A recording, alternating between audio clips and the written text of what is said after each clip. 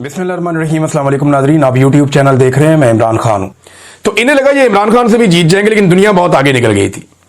अब पिछले 3.5-4 साल से ये अपने आप को भी धोखा दे रहे हैं और पाकिस्तान की आवाम को भी धोखा दे रहे हैं और अपने साथियों और सहूलतकारों को भी धोखा दे रहे हैं। यानी सबसे पहले इन्होंने धोखा दिया कि इमरान खान की हुकूमत गिरा लेना, फिर सब ठीक हो जाएगा। हुकूमत गिरा ली, कुछ भी ठीक नहीं हुआ, लोग बाहर आ गए। फिर कहा जी कि पीडीएम की सरकार बना ले, सब ठीक हो जाएगा, फिर भी कोई ठीक नहीं हुआ। मीडिया को कंट्रोल कर लें, फिर भी कोई ठीक नहीं हुआ।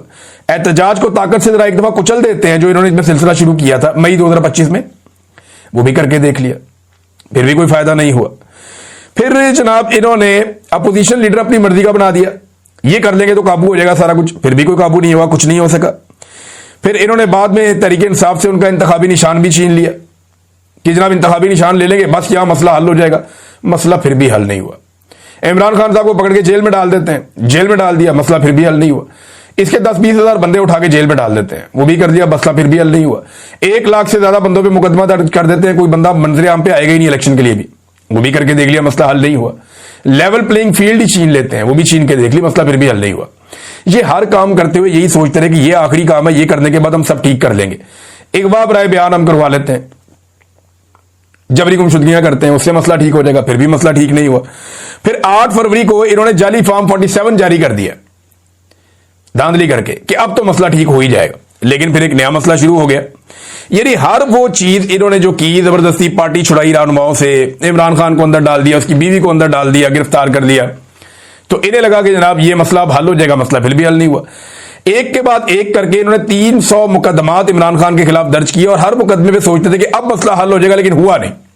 मीडिया पे मुकम्मल तौर पे बंदी लगा दी गई, गोलियां चला दी, आवाम का कत्लेआम कर दिया, मसला फिर भी हल नहीं हुआ। 26वीं तरमीम इन्होंने कर ली, एमपीएस एमएनएस को, उनके घर की खवातीन को अगवा कर लिया, बच्चों पे टॉर्चर किया, बेशुमार खवातीन को जेलों में डाल दिया, सड़कों पे घसीटा, फिर भी इनका मसला हल नहीं हुआ। फिर इन्होंने सोचा कि ट्रंप को बना लेते हैं, मसला हल हो जाएगा। जाके ट्रंप को बना लिया, इनका मसला फिर भी हल नहीं हुआ। फिर इन्होंने कहा कि इसराइल को भी राजी कर लेते हैं, वो भी करने की इन्होंने कोशिश की, मसला फिर भी हल नहीं हुआ। फिर इन्हें लगा कि अब इंडिया के अपने तैयारे गिरा लिए हैं तो अब हमारा मामला ठीक हो जाएगा, मसला हल हो जाएगा, लेकिन मसला फिर भी हल नहीं हुआ। अब 27वीं आईनी तरमीम ला रहे हैं और दावा यह है कि इसके बाद मसला हल हो जाएगा। आपका मसला कभी हल नहीं होगा, आप उल्टे लटक जाए, आपका मसला हल नहीं होगा। मसला आपका तभी हल होगा जब आप अवाम को उसका मैंडेट वापस कर देंगे, जब मिलिट्री एस्टेब्लिशमेंट मुदाखलत बंद कर देगी। फर्ज करें कि मिलिट्री एस्टेब्लिशमेंट जो है वो इमरान खान साहब को दोबारा हुकूमत में आने देती है और कल को रिलेशन बना के इमरान खान साहब के साथ मिलकर और बाद में किसी और के साथ भी ज्यादती करते हैं। फर्ज करें, मैं ये कह रहा हूं, इमरान खान साहब मानते तो नहीं इस बारे में और उनका तो मूड बहुत मुख्तलिफ नजर आता है, तो फिर भी मसला हल नहीं होगा, याद रखिएगा। कौम उसके साथ खड़ी हो जाएगी बाद में। अब कौम जो है वो सियासतदानों के हक में नहीं है या उनके खिलाफ नहीं है, कौम मिलिट्री एस्टेब्लिशमेंट के घटिया फैसलों के खिलाफ है और उन्हें लगता है कि ये कौम के लिए, मसाइल के लिए ये जिम्मेदार है। लिहाजा मसला हल अब नहीं होना आपका, अब मसला एक ही दफा हल होगा और वो तभी हल होगा जब पाकिस्तान की आवाम मसले को हल करेगी। एक तो जो जर्नैलों की ख्वाहिश है ना एक्सटेंशन की, इसने पाकिस्तान का बेड़ा गर्क करके रख दिया। इनका कुर्सी छोड़ने को दिल ही नहीं करता, जो बैठ जाता है कुर्सी के साथ चिपक जाता है। 1 इंच जमीन इनमें से किसी ने फतह नहीं की। नाज़रीन, एक और खबर है, मैं आपके सामने रख देता हूं, ये इंटरेस्टिंग आपके लिए होगी। मैंने थोड़े दिन पहले आपको बताया था इमरान खान साहब जो किताबें पढ़ रहे हैं ना जेल में, उनमें एक बहुत बड़े इस्लामिक स्कॉलर हैं जिनकी किताबें वो पढ़ रहे हैं। उनका नाम है शेख इमरान हुसैन साहब। मैंने आपको उनकी किताबों के नाम भी बताए थे, उनकी शख्सियत के बारे में बताया था। इस वक्त वो दुनिया के अंदर आलम इस्लाम के बड़े स्कॉलर्स के अंदर एक है। तो उन्होंने एक स्टेटमेंट जारी किया, उन्होंने कहा जी इमरान खान जेल में मेरी किताबें पढ़ रहे हैं, मैं एक और किताब लिखकर उनके नाम करूंगा। ये मैं किताब लिखूंगा, इमरान खान के नाम उसको करूंगा किताब को कि ये मैं उनके लिए लिख रहा हूं। अगर इमरान खान मुसलमानों के लिए आज़ादी की जंग लड़ते हुए जेल में शहीद हो गए तो मोहम्मद अली जिन्ना से जा मिलेंगे और अगर रिहा हुए तो वजीर आजम बनेंगे। इमरान खान को बताओ कि तुम अकेले नहीं हो, तुम्हारा ये कारवान जन्नत में जाएगा या इस दुनिया में कामयाब होगा। शेख इमरान हुसैन साहब का एक स्टेटमेंट, इसको उर्दू में ट्रांसलेट किया हमारे एस अहमद साहब ने, सोशल मीडिया एक्टिविस्ट हैं, उन्होंने इसको ट्रांसलेट किया था। मैंने वहीं से पढ़ के आपको सुना दिया, मैंने खुद ये मेहनत नहीं की, लेकिन मैंने उनका स्टेटमेंट सुना है, वो मिलती जुलती ऐसी बात है उन्होंने जो की है शेख इमरान हुसैन साहब ने। तो इमरान खान साहब के लिए अब शायद वो एक किताब और लिखें। अभी उनकी काफी ज्यादा एज है, बहुत ज्यादा नॉलेज है उनके पास, पाकिस्तान के अंदर बड़े बड़े स्कॉलर्स उनको पढ़ते हैं, सुनते हैं। और मैंने पहली मरतबा मेरा जो तारुफ इनके साथ हुआ शेख इमरान हुसैन साहब के साथ, वो मुझे औरिया मकबूल जान साहब ने करवाया। उनके पास बहुत सारी किताबें थी, तो वहां से मुझे पहली मरतबा पता चला था।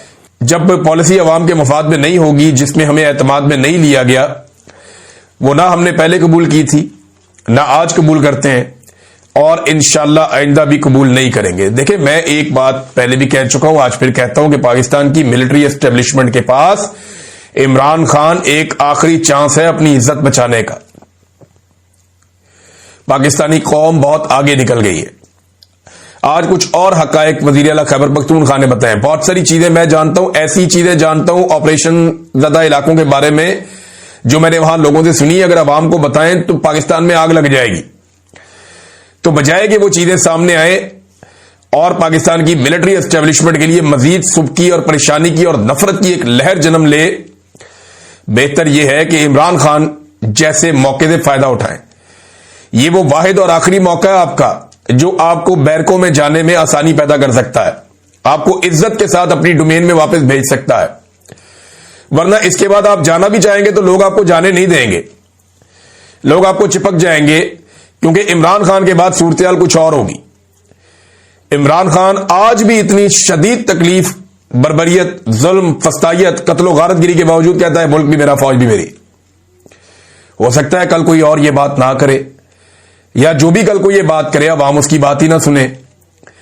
तो पाकिस्तान की फौज को होश के नाखून लेने चाहिए। फौजी क्यादत को मैं कह रहा हूं, फौज तो बेचारी, वो तो हमारे अपने बहुत सारे जानने वाले दोस्त हैं, बाप सारे फौज के अंदर, बेशुमार रिश्तेदार हैं दोस्तों के वो सारे फौज के अंदर। वो खुद भी बेचारे तंग रहते हैं, परेशान रहते हैं कि यार किस चक्कर में डाल दिया पकड़ के हमें। हर बंदा हमें प्यार से देखता था, वो उस तरह नहीं देखता, अनफॉर्चुनेट है। तो इमरान खान ये मिलिट्री एस्टेब्लिशमेंट के लिए आखिरी मौका है कि इनको इज्जत के साथ इस जंजाल से वो निकाल सकता है। उसके बाद लोग किसी की बात ही नहीं सुनेंगे। जो इस बारे में बात करेगा लोगों से गालियां देंगे, जैसे कि अभी भी लोगों को गालियां, लोगों की जबान की नोक के ऊपर गाली होती है। जो आदमी जरा सा प्रो एस्टेब्लिशमेंट होने की कोशिश करता है, दुर्गत बना देते हैं लोग।